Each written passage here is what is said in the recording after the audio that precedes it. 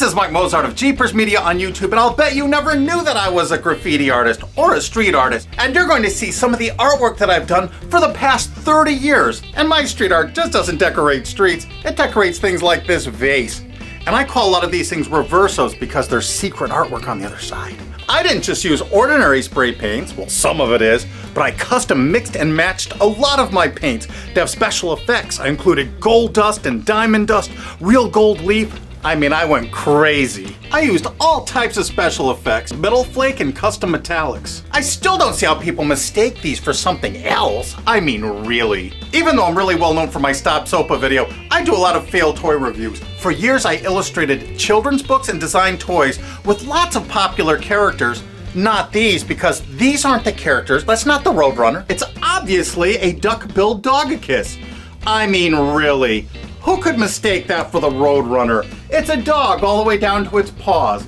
And there's my signature, Mike Mozart Reverso. Do you know what happens to artwork after the artist dies? You should go for the old fat ones, because they're gonna go first. Now, a lot of people might mistake this for being Dexter, sitting in a big pot of boiling brew. But it's actually not. This is just a little tiny detail from the other side.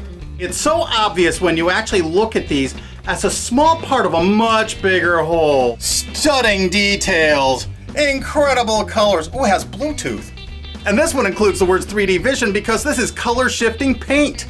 Depending on the angle you stand, it turns different colors. And this character is called the Lab Rat. And of course it's a genuine Mike Mozart Reverso. I mean, really larger character. Look how big I am. I don't do anything little. Everything's enormous. What I'm hoping to do is find a gallery, maybe in New York City. That would be ideal since I live right outside New York City, that wants to show this controversial show. Of course, it'd have to be a gallery that was clever enough to show that these paintings are on both sides. And both sides are necessary because it shows I'm not infringing anybody's copyright. Well, a lot of people might mistake this for Jack Skellington, but they'd be wrong. This isn't Jack Skellington. It's a detail of a much bigger picture. That's on the other side, the Reverso. But now look at what this painting actually is. This is the big copyright jackass. I mean, really.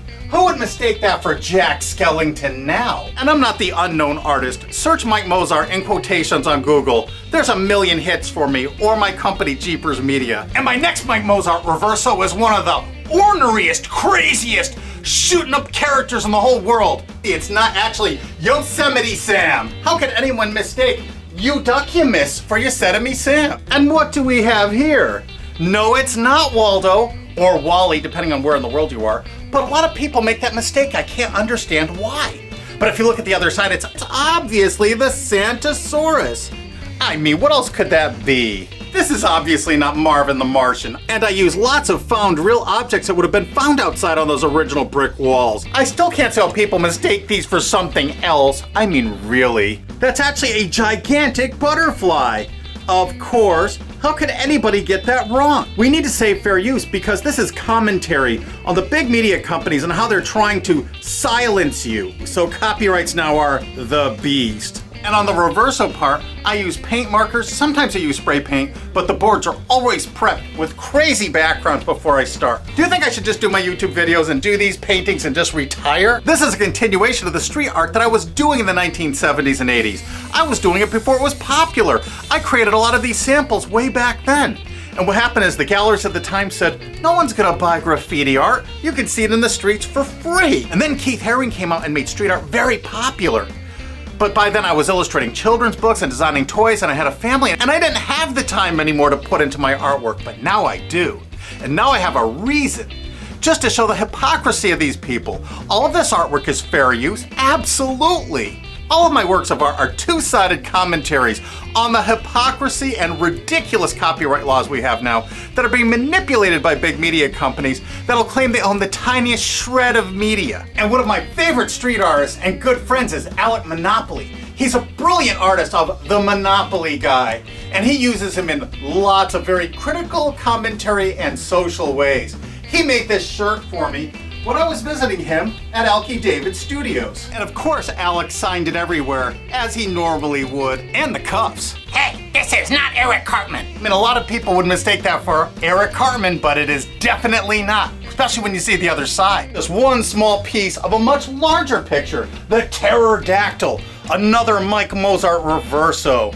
That's obviously a dinosauric creature. Now this isn't what you think it is. This is not Raphael. No way. This is just another little detail of a much bigger picture. Obviously a big swamp alligator. There is no way you could confuse that with Raphael. Cowabunga, dudes! This is obviously not SpongeBob and Patrick. Why would people make that mistake? The other side shows they're completely different characters and creatures altogether. It's a big pink sea anemone and some weird undersea fish being attacked by an even bigger fish. And Mike Mozart's reversos aren't just graffiti art on wallboard, they're also incredible vases. They're also, this is not Scooby-Doo. If you saw the other side, you would see it's not. This is another Mike Mozart free to re-upload anywhere on the internet you wish video, or you can click this remix button under the screen and you can re-upload it to your channel and the views will count on your channel. How can you beat that? Help me spread the word. Mike Mozart reversos are also on a lot of antique clocks. I especially like the original George Nelson clocks for Herman Miller. I turn them all into reversos. This is one of my next projects. And this beautiful vintage Danish modern clock by Humanoff Design is going to become another Mike Mozart reverso. I hope you enjoyed all this artwork. You're welcome to share this video anywhere on the internet or hit that remix button under the screen and share this with your friends on your own channel. I also made a lot of pictures. I made over 120 of these. Most I've given away. I still have at least 27. That's my homage to Keith Haring, which I was very proud of. I made that in 1990 and really loved it. And here's a little bit closer look at the Keith Haring picture. I used all kinds of, what at the time, revolutionary painting techniques. And I kept a little leather-bound book and I kept track of all those techniques. And I'm going to bring them all back in a lot of new pictures. So please, share this video anywhere you can. If you know someone who owns a gallery, great. Send them a link to this. I really appreciate it. Thanks again.